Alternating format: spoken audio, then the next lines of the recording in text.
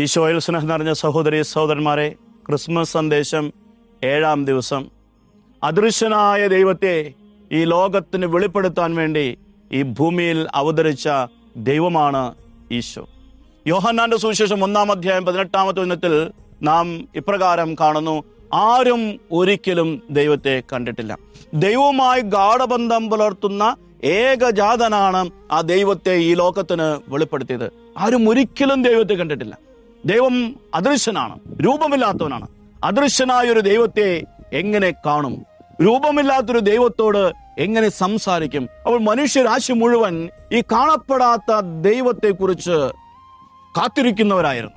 ഈ കാണപ്പെടാത്ത ദൈവത്തിനെ, അദൃശ്യനായ ദൈവത്തിനെ ഈ ലോകത്തിലേക്ക് കാണിച്ചു കൊടുക്കാൻ വേണ്ടി, ഈ ലോകത്തിന് വെളിപ്പെടുത്തി കൊടുക്കാൻ വേണ്ടിയാണ് ഈശോ ഈ ലോകത്തിലേക്ക് വന്നത്. എന്തുകൊണ്ടാണ് ഈശോയ്ക്ക് അതിന് സാധിച്ചത്? കാരണം ഈശോ ദൈവത്തിന്റെ കൂടെയായിരുന്നു. യോഹന്നാന്റെ സുവിശേഷം 1-ാം അധ്യായം 1-ാമത്തെ വചനം: ആദിയിൽ വചനമുണ്ടായിരുന്നു, ആ വചനം ദൈവത്തോടു കൂടെയായിരുന്നു, ആ വചനം ദൈവമായിരുന്നു. അപ്പോൾ ദൈവത്തിന്റെ കൂടെയായിരുന്നത് കൊണ്ട്, ദൈവത്തോട് സമനായിരുന്നത് കൊണ്ട് ഈ ലോകത്തിലേക്ക് വരുവാനും ആ ദൈവത്തെ കാണിച്ചു കൊടുക്കുവാനും ഈശോയ്ക്ക് സാധിച്ചു. അതുകൊണ്ടാണ് ഈശോ എപ്പോഴും പറയാറുള്ളത്: ഞാൻ പറയുന്നത് എൻ്റെ വാക്കുകളല്ല, എൻ്റെ പിതാവിൻ്റെ വാക്കുകളാണ്. ഞാൻ ചെയ്യുന്നത് എൻ്റെ ഇഷ്ടമനുസരിച്ച് ചെയ്യുന്ന കാര്യങ്ങളല്ല, എൻ്റെ പിതാവ് ചെയ്തു കാണുന്ന കാര്യങ്ങളാണ്. അങ്ങനെ പിതാവുമായുള്ള ഗാഢബന്ധത്തിന്റെ പശ്ചാത്തലത്തിലാണ് ഈശോയ്ക്ക് ആ പിതാവിനെ ഈ ലോകത്തിന് കാണിച്ചു കൊടുക്കാൻ സാധിച്ചത്. മറ്റാർക്കും ഈ ബന്ധമില്ല, ഈശോയ്ക്ക് മാത്രമാണ് ഈ ബന്ധമുള്ളത്.